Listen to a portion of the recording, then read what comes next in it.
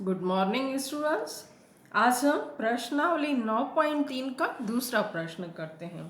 पहले हम प्रश्न पढ़ लेते हैं और फिर उसको समझ लेते हैं। त्रिभुज ABC में ई AD माध्य का AD का मध्य बिंदु है। एक त्रिभुज है ABC, इसकी माध्य का जो है वो AD है और इस पर जो है वो मध्य बिंदु E है। दर्शाइए कि एरिया त्रिभुज BED त्रिभुज का एरिया वो 1/4 है त्रिभुज ABC के एरिया के, अर्थात क्षेत्रफल के।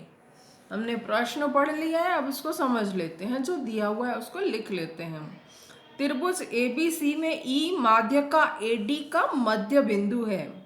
ठीक है, ये मध्य बिंदु है, अर्थात इतनी दूरी A से E तक की और E से D तक की दूरी वो दोनों बरोबर हैं। हमको सिद्ध करना है एरिया BED वो बरोबर है 1/4 एरिया ABC। ठीक है ना।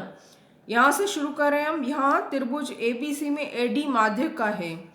ABC में AD जो है वो माध्य का है, अर्थात ये BD जो दूरी है वो DC दूरी के बरोबर है। अतः आपने पहले वाले प्रश्न में भी यही देखा कि जो AD माध्य का है उससे पूरे त्रिभुज के दो बरोबर क्षेत्रफल वाले दो त्रिभुज बनते हैं। तो एरिया त्रिभुज ABD बराबर एरिया त्रिभुज ADC। परंतु अगर हम एक ही त्रिभुज के बारे में विचार करें तो एरिया त्रिभुज ABD बराबर आधा एरिया त्रिभुज ABC, पूरे त्रिभुज के क्षेत्रफल का आधा होगा। ठीक है ना। अब E माध्य का AD पर का मध्य बिंदु है। ठीक है, अब आप इस त्रिभुज के बारे में विचार करेंगे। आधार मान लो AD और इसका मध्य बिंदु है E, तो ये BE इसकी माध्य का है। BE यह ABD की माध्य का है। BE यह ABD की माध्य का है। अतः एरिया त्रिभुज BED इस एक का एरिया वो पूरे का आधा होगा, जैसे हमने ऊपर लिखा, वो बरोबर होगा 1/2 एरिया ABD। ठीक है, इसको हमने नंबर लगा दिया 2। परंतु एरिया ABD अर्थात ABD का क्षेत्रफल जो है वो पहले से हमने क्या लिखा है, पूरे त्रिभुज के क्षेत्रफल का आधा है।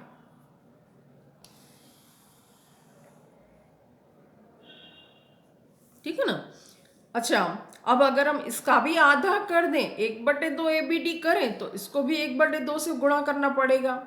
तो ABD जो त्रिभुज है उसका क्षेत्रफल का आधा ये होगा BED, है ना। आधा ABD बरोबर 1/4 ABC, परंतु ABD का जो आधा है वो है BED, ये छोटा सा त्रिभुज। तो ये BED का क्षेत्रफल जो है वो पूरे त्रिभुज ABC के क्षेत्रफल का 1/4 है।